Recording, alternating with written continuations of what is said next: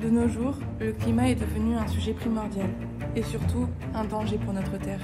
Le danger n'est pas seulement écologique, mais cela concerne aussi les catastrophes naturelles et dégradations environnementales.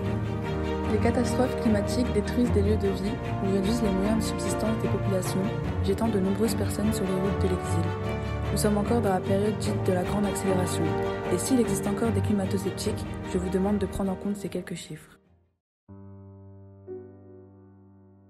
Greenpeace a fête ses 50 ans cette année. Ça a été créé dans les années 70. À la base, c'est un groupe de militants américains qui voulaient s'opposer à des essais nucléaires aux États-Unis.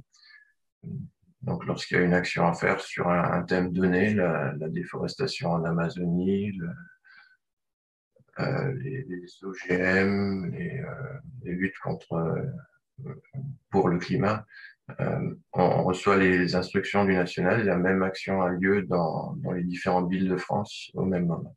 À la base de l'asso, c'est vraiment une asso de défense de l'environnement, mais qui repose sur 3 principes vraiment hyper importants. C'est vraiment dans la description de l'asso au niveau juridique, c'est qu'elle est apartisane, donc on ne repose pas sur un parti politique en particulier, indépendante financièrement, donc ça sera que des financements des adhérents, et non violente. Ouais, même arriver à leur faire comprendre que c'est quand même aussi juste l'écologie, c'est une question de bon sens, de se dire que on vit sur on a un habitat, on essaye de ne pas détruire cet habitat, parce que sinon on ne peut plus y vivre. Je pense que le climato-scepticisme, il va s'éteindre de lui-même. La question, c'est quand. Parce que chaque année de perdu se paiera cher.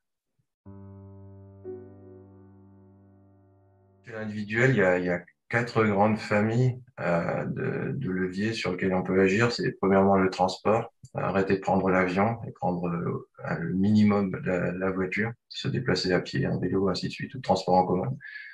Ensuite, il y a l'agriculture. Ça, c'est quelque chose dont les gens ont souvent pas conscience, que l'agriculture génère beaucoup de gaz à effet de serre. Surtout l'élevage. Et donc, arrêter ou au moins diminuer la viande, c'est un levier très efficace. Il y a l'habitat, le chauffage surtout. La construction déjà, mais ensuite surtout le chauffage. Donc, isoler sa maison, c'est la meilleure chose qu'on ait à faire. Et puis ensuite, la consommation, toutes les choses qu'on produit alors que c'est pas vraiment la peine et qu'on importe de l'autre bout du monde.